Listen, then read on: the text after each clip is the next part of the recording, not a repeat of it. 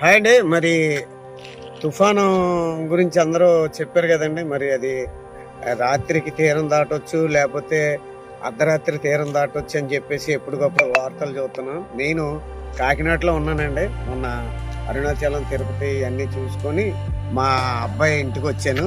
ఈ తీరం దాటుతుంది అని చెప్తున్నారు.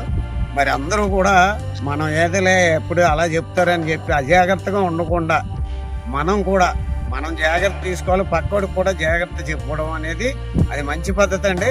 మీరు జాగ్రత్తగా ఉండండి, మీ పక్కోళ్ళు కూడా జాగ్రత్త అని చెప్పండి. వాతావరణం కూడా ఉండికోల్ది మారుతుంది కాబట్టి, మరి మబ్బులు అవి కమ్ముకొని వస్తున్నాయి కాబట్టి దాని గురించి మీరు కూడా జాగ్రత్తగా ఉండి పక్కోళ్ళు కూడా జాగ్రత్తగా ఉండమని, మన పిల్లలు మన కరెంటు స్తంభాల దగ్గర కానీ చెట్ల దగ్గర కానీ ఎక్కడా కూడా నుంచోకుండా దానికి సేఫ్ అండ్ జోన్లో మన ఇంట్లో మన పిల్లలతో సరదాగా కరెంటు ఉంటుందో ఉండదో మనం కొవ్వొత్తులు కానీ మామూలు ఛార్జింగ్ ఆల్రెడీ పెట్టుకొని ఉంచుకోండి ఫోన్లకి.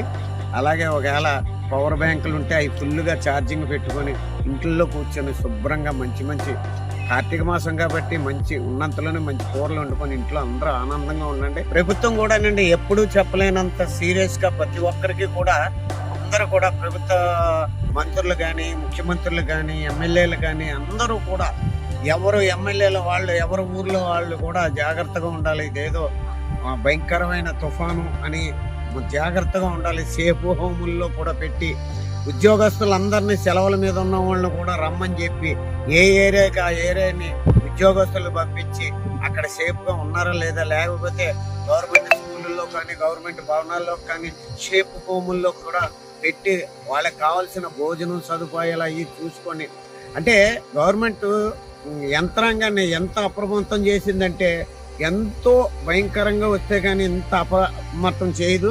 జాగ్రత్తగా ఉండండి. మరి మీరు కూడా చెట్ల కింద ఉండకుండా జాగ్రత్తగా ఉండండి. మరి అందరూ బాగుండాలి. అది ఏ టైం తీరం దాటుతుందో తెలీదు. తీరం దాటిపోయి శుభ్రంగా అందరూ మంచిగా ఉండాలని కోరుకుంటూ మీరు